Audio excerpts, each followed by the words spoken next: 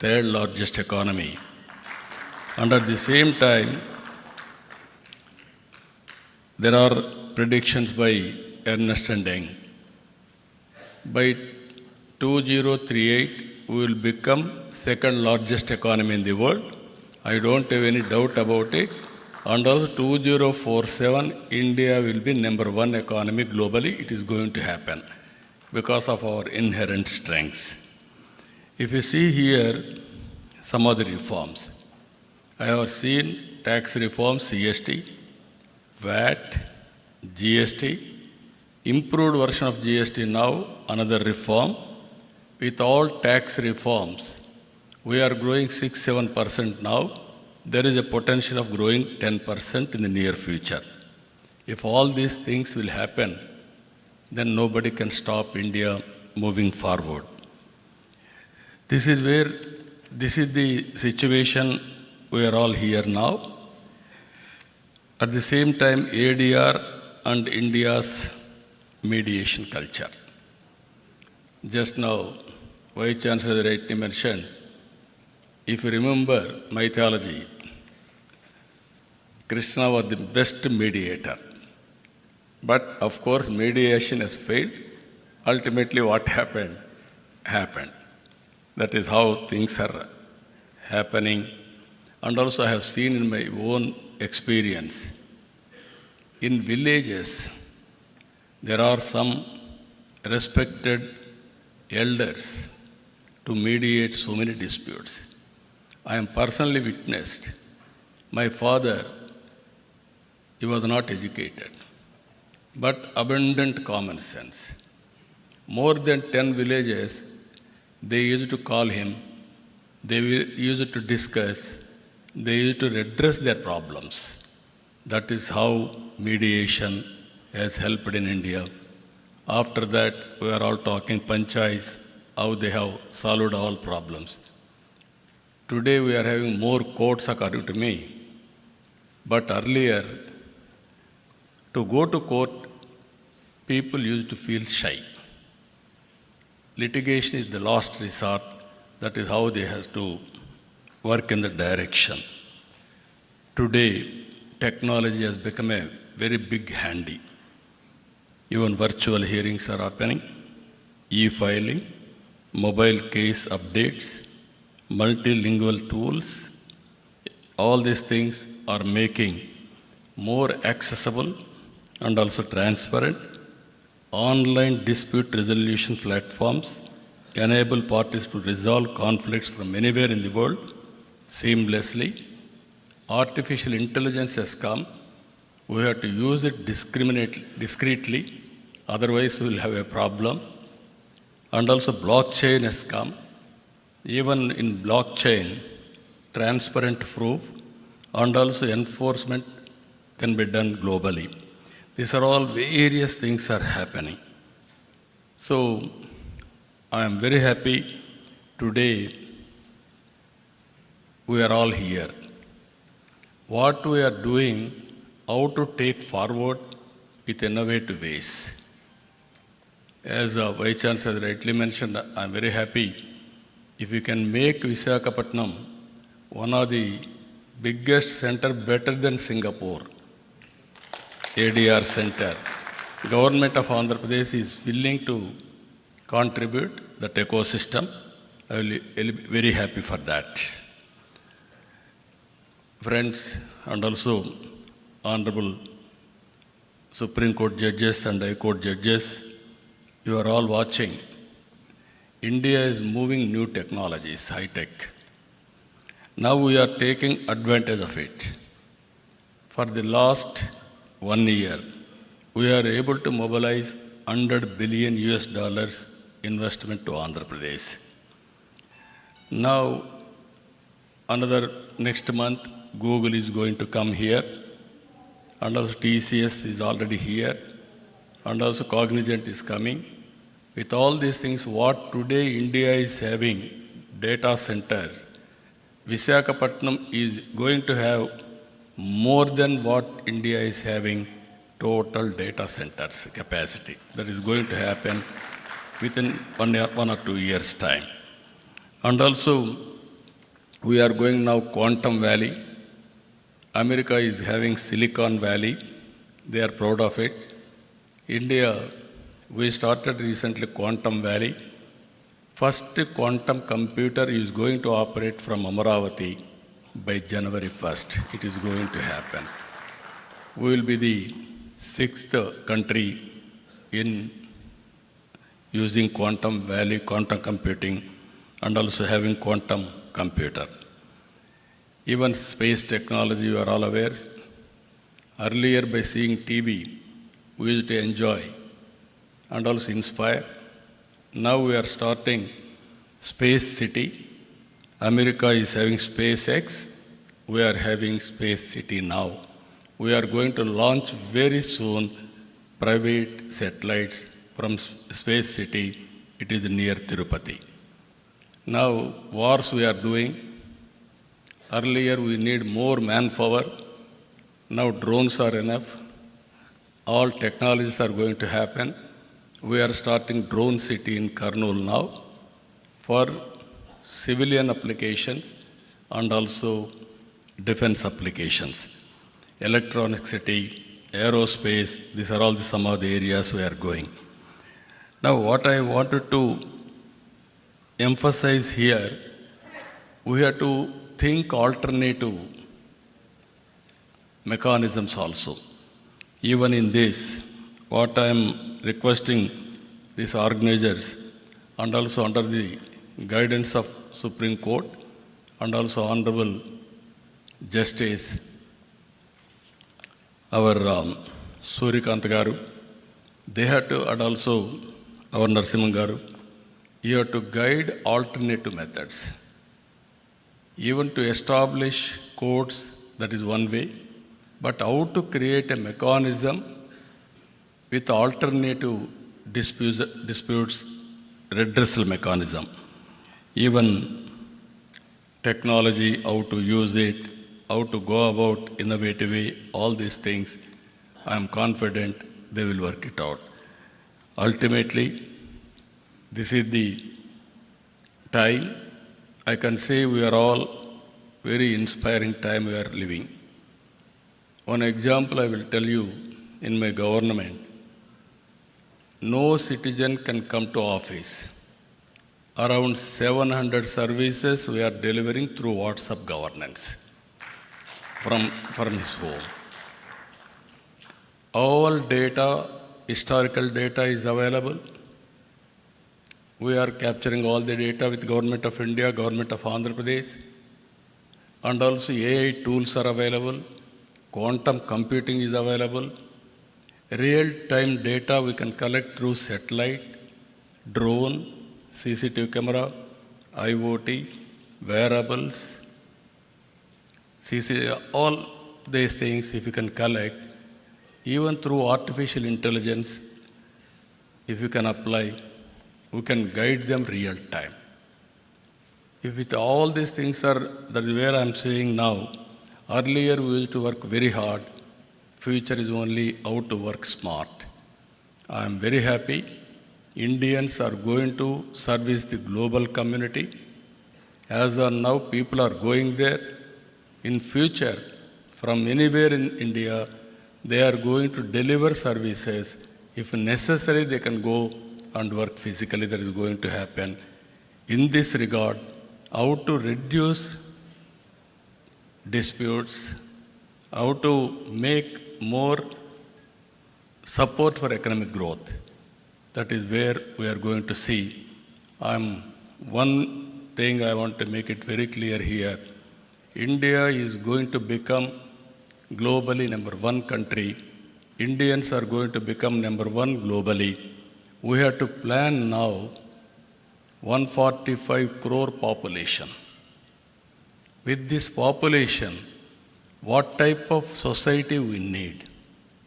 Not only building rich, but we have to make how to bridge the gap between haves and have-nots. It is our responsibility to provide better living standards for every citizen. It is possible if we can plan properly by politicians and also guide by judiciary properly, India will be the best place to live and also best country to lead the global community. With this, I am very happy what our friends are doing here. Ultimately, I am seeking always guidance from Supreme Court, judges, and also our Andhra Pradesh High Court for doing better things. With this, thank you, one and all.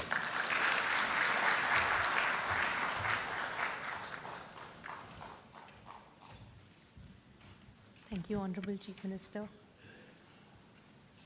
I now call upon Honorable Justice P.S. Narasimha, Judge of the Supreme Court.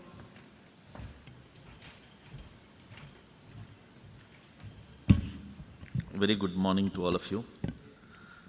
My esteemed elder brother, Justice Surya Kant, Honorable Chief Minister, Honorable Chief Justice, the two Vice Chancellors, Judges of the High Courts, President of SCORA, other dignitaries.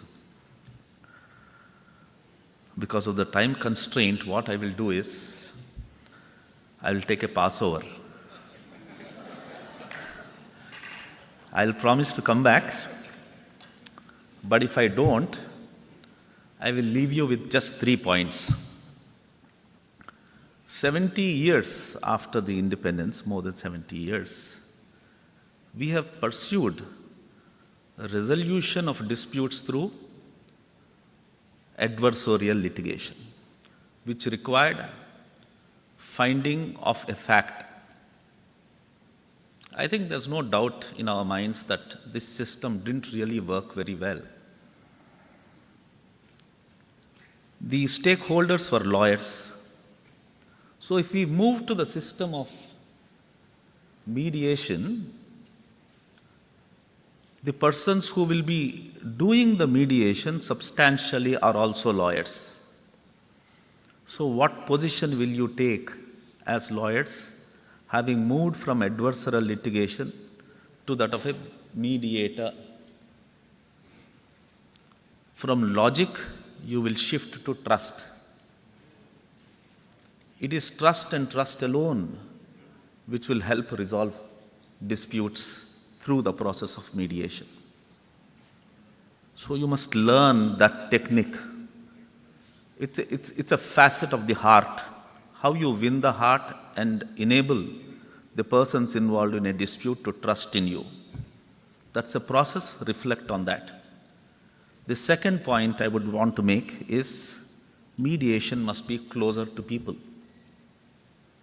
which requires you to know what people are, how they live, how they fight, what are their aspirations, what are their fallacies, what are their weaknesses.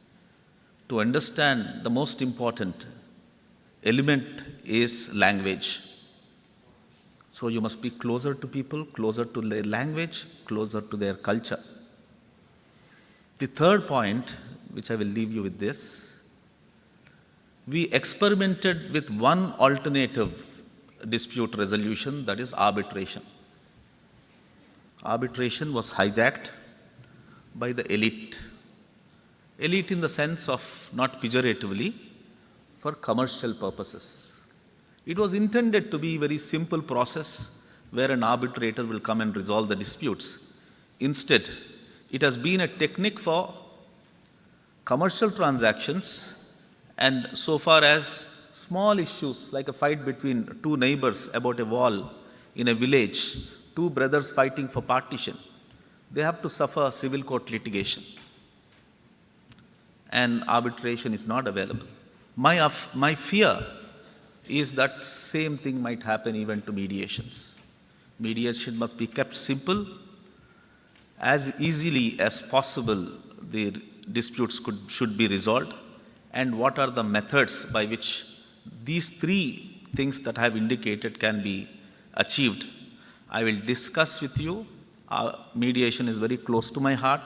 If I come back, I will participate in one of those sessions and share my thoughts with you. Thank you very much. Thank you.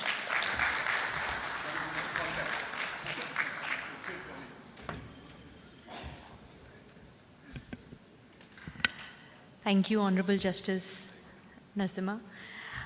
And now call upon Honorable Justice Suryakant, Judge of the Supreme Court of India.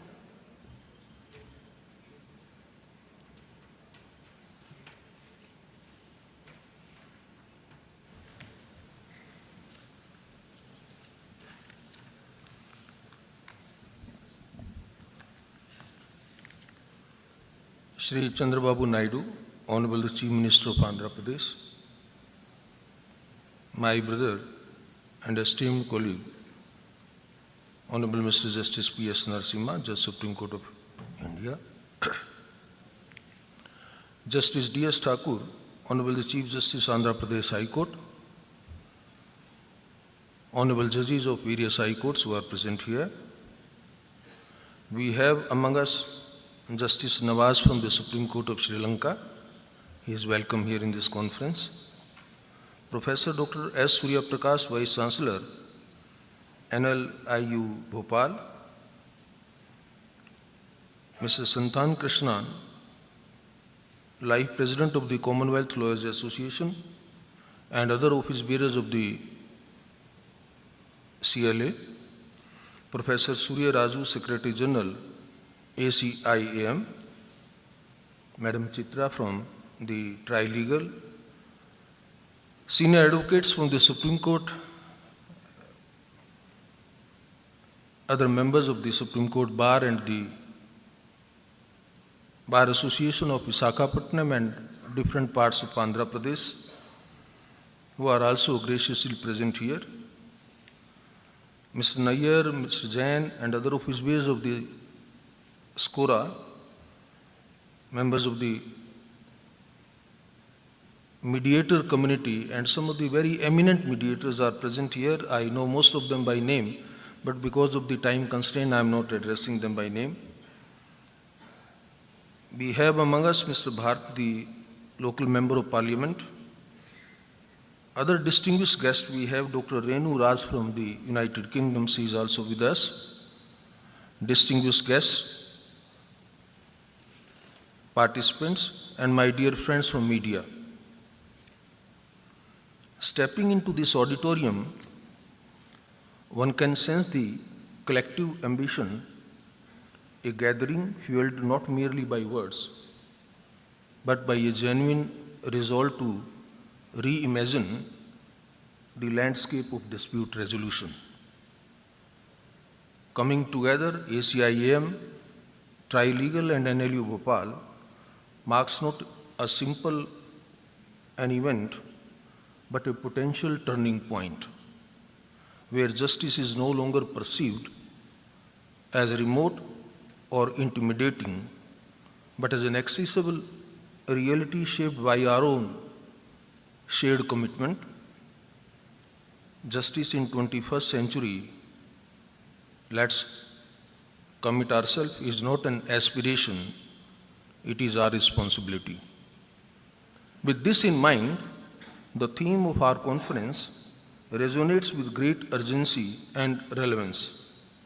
Today, justice must extend far beyond the confines of courtrooms, permeating our communities, businesses, and families. It is about reaching people where they are, making the principles of fairness and compassion tangible and attainable for all. This forum challenges each of us to push past routine, embrace innovation, and build solutions that are emphatic and truly effective for our times. Our Constitution does not view justice only in the narrow sense of adjudicating disputes. It speaks of social, economic, and political justice as a guiding factor. While courts play an indispensable role in enforcing rights, true justice must go beyond judgments and decrees. It must reach people where they are, in a language they understand, and in a manner they trust. Mediation provides precisely this bridge. It ensures that the parties remain at the center of the process, that their voices are heard, and their dignity is respected. In this sense, mediation is not merely a legal mechanism, it is a constitutional value in action. As society and the economy evolve, so do the disputes. Today, we see conflicts in areas as diverse as intellectual property, cross-border trade, digital currency, cybercrime, family relations, international awards and their enforcement, environmental issues and concerns. If every such dispute is funneled into our already overburdened courts, the result will be delay, disillusionment, and a deepening sense of injustice. Mediation, therefore, offers us a different path, a path of creativity and consensus. It is flexible, faster, and allows customized solutions that courts, bound by strict procedures, may not always provide. For mediation to gain universal acceptance and become an integral part of our justice delivery system, the foundation must rest on a single non-negotiable element, and that element is trust. In the context of mediation, it flows from three critical sources. First, the integrity of the mediator. The entire process of mediation is built upon the confidence that parties repose in the mediator. Honorable Chief Minister pointed out how the old persons in the villages were being trusted and all the disputes were really left them to be resolved. It was only on account of the immense trust that the people had in them. They must believe that the mediator is impartial, independent, and competent. Integrity here is not merely a personal virtue, it is the bedrock of the process. If this perception falters, the process collapses. Second, the credibility of the institutions. Mediation cannot thrive in a vacuum. It requires robust institutional support to lend structure, consistency, and legitimacy to the process. Institutions like the one ACIAM serve as a custodians of quality and trust. In a world where disputes often carry significant economic and social stakes, institutional credibility reassures parties that mediation is not an informal compromise, but a structured, reliable, and enforceable method of dispute resolution mechanism. The third point, the support to be extended by the law. So, not only those 2 points which I have highlighted, unless there is a support by the law, the mediation may not be as successful as we perceive. For mediation to transition from an alternative to a mechanism as a mainstream method of dispute resolution, I believe it needs the backing of the law. And fortunately for us, we have the Mediation Act of 2023, marking a watershed moment by providing a clear statutory framework for both domestic and cross-border mediation, prescribing ethical obligations and giving enforceability to mediated settlement agreements. However, we should be clear that legislation by itself cannot transform culture. Laws can provide a foundation, but they must be animated by practice, sustained by institutions, and embraced by society. We must cultivate a legal ecosystem where mediation is seen not as a concession or a lesser form of justice, but as a superior process that empowers parties and preserves relationships. If courts represent the authority of justice, mediation represents its humanity. It restores agency to the parties, transforms conflict into cooperation, and turns adversaries into partners in resolution. In an age where speed and sensitivity matter as much as legality, mediation is not a luxury, it's a necessity. The question is no longer whether we can afford to mainstream mediation. Please mind my words. The question is no longer whether we can afford to maintain we can afford to mainstream mediation. The question is whether we can afford not to mediate on the first option. The second dimension of our discussion today is technology. The pandemic taught us that technology has ceased to be a peripheral tool. It has become an integral component of legal processes, reshaping the contours of dispute resolution worldwide. It leveraged thoughtfully. Technology can be the great equalizer, removing physical, economic, and social barriers that have historically excluded large sections of our population from the formal justice systems. Technology allows a farmer in a remote village, a small entrepreneur in a Tier 2 city, or a homemaker facing a family dispute, all of them to participate in mediation without the expense of travel, without losing day of work, and without the intimidation of formal court proceedings. Digital mediation platforms, virtual hearings, and AI-assisted tools can bring the process of dispute resolution to the doorstep, or rather to the handheld device of every citizen. This is what inclusive justice truly means, the priceless justice that transcends geography, income, and social status.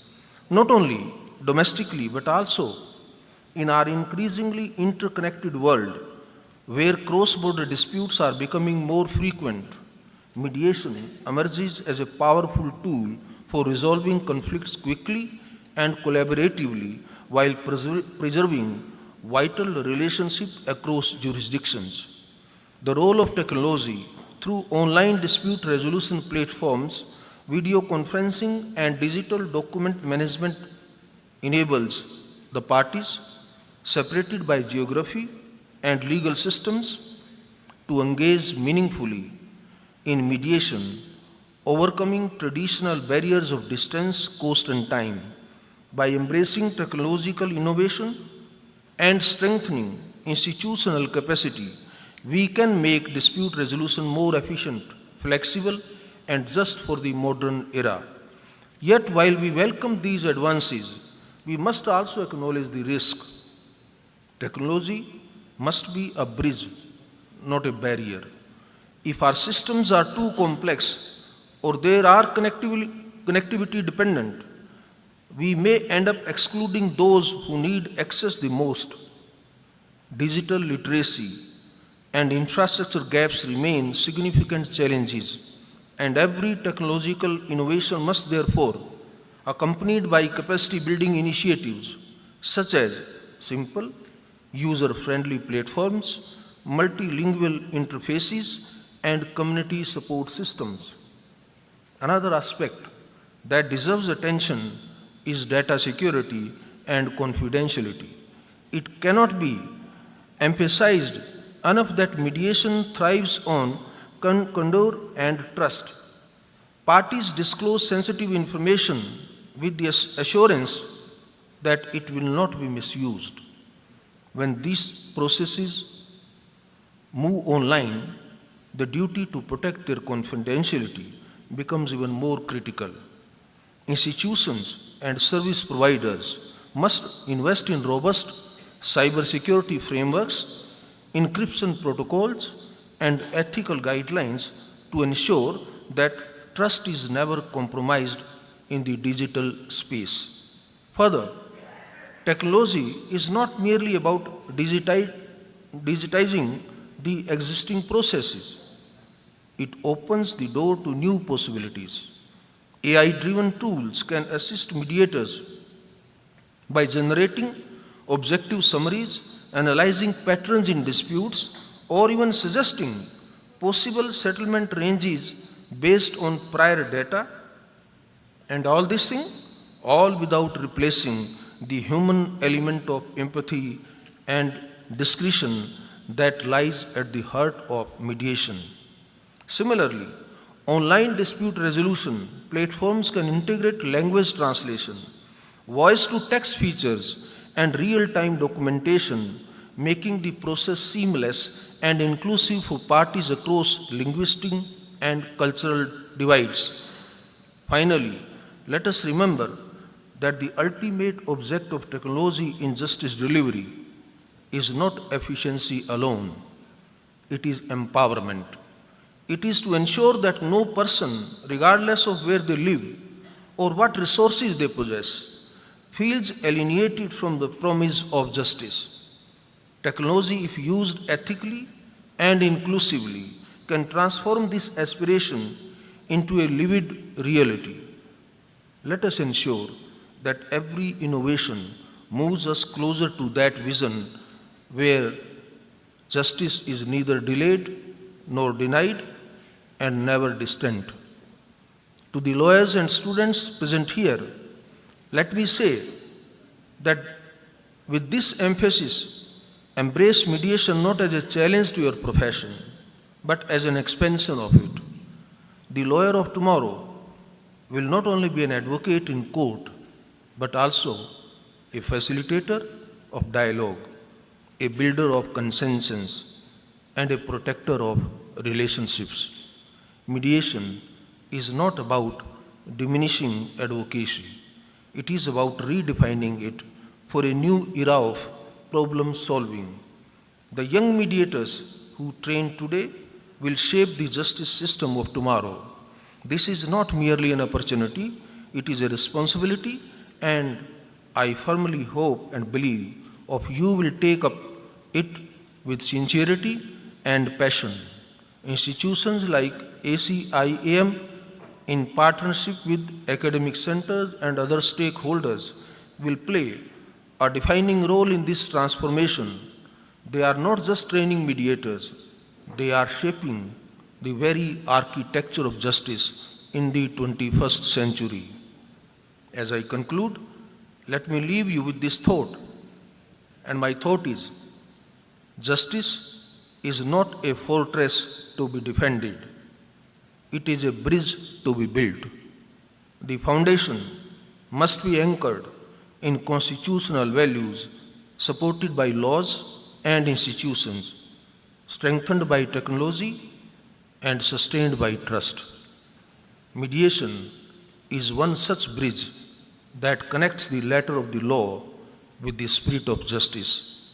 Let's walk in together with confidence, creativity, and compassion. Thank you very much. Thank you very much for inviting. Jai Hind.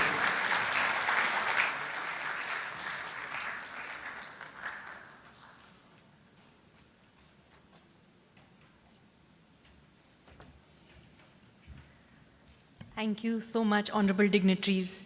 I think we've been enlightened how access to justice can be better through mediation and usage of tools such as learning the requirement of empathizing with not just the clients, with mediators, with lawyers, using AI but not abusing AI. Vishakhapatnam through ACIM will truly be the next mediation hub, not just in India and definitely the world over. With this, I call upon the website launching, if that can be done.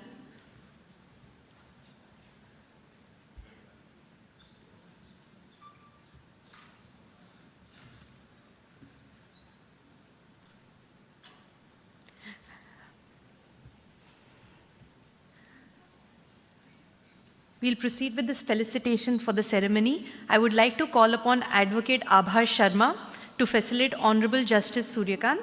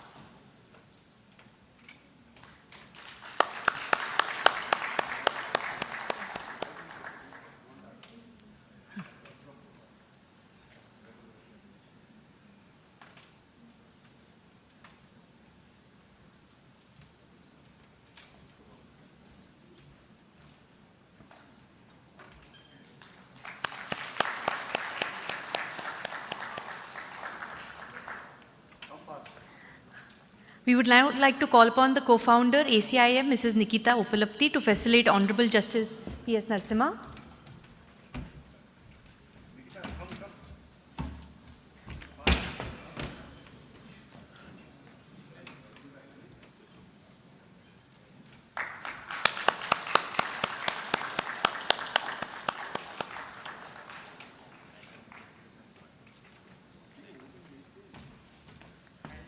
Take this photograph because there is no space.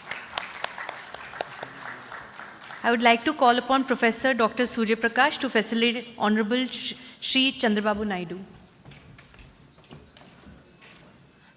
Website is ready. They are.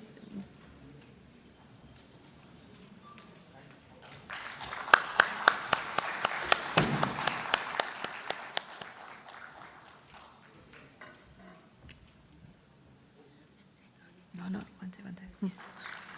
Concentrate. I would request Mr. Vinay Ahuja of Mohan Law House to facilitate Honorable Mr. Justice Dheeraj Singh Thakur.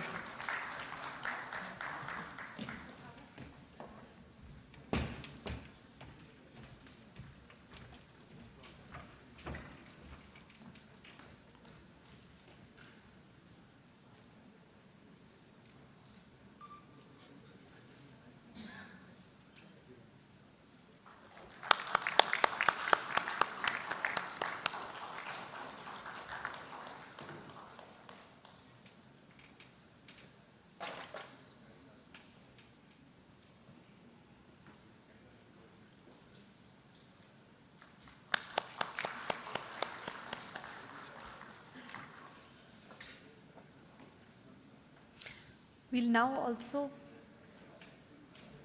proceed with the launch of the website of ACIM.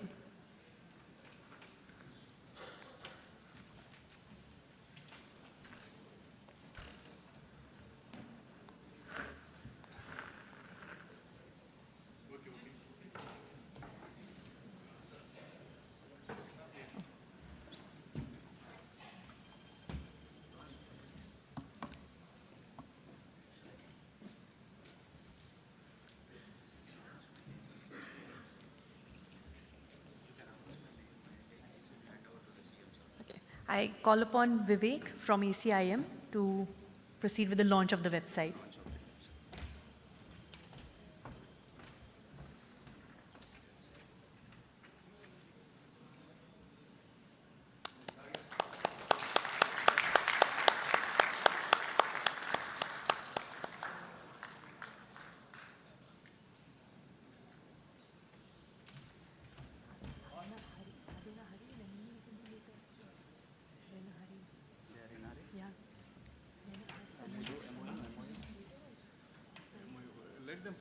Very fast. For the MOU, we will call upon Professor Surya Prakash for NLIU Bhopal. We call upon co-founder Surya Raj.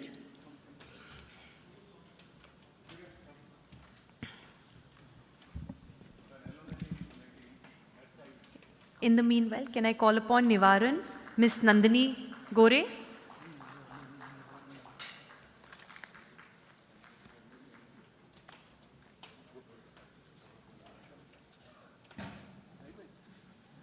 Ms. Nandini. They're already. Can I next call upon Ms. Shweta Rao from Fisher's Medical Ventures? Dr. Sirisha Medsi Hospital. Dr. S.P. Ravindran, NVP Law College, the representative for Farm Hazel Pharmaceuticals, Mr. Srinivas Ramanarayan from Trust.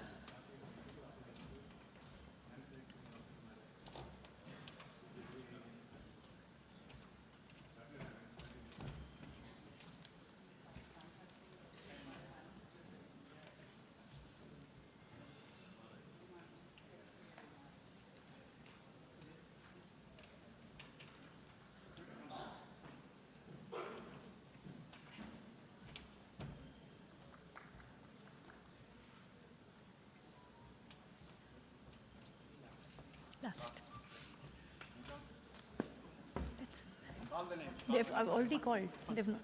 That's it. Yeah, later.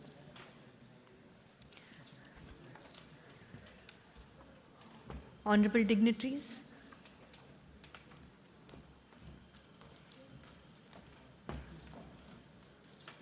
Yeah.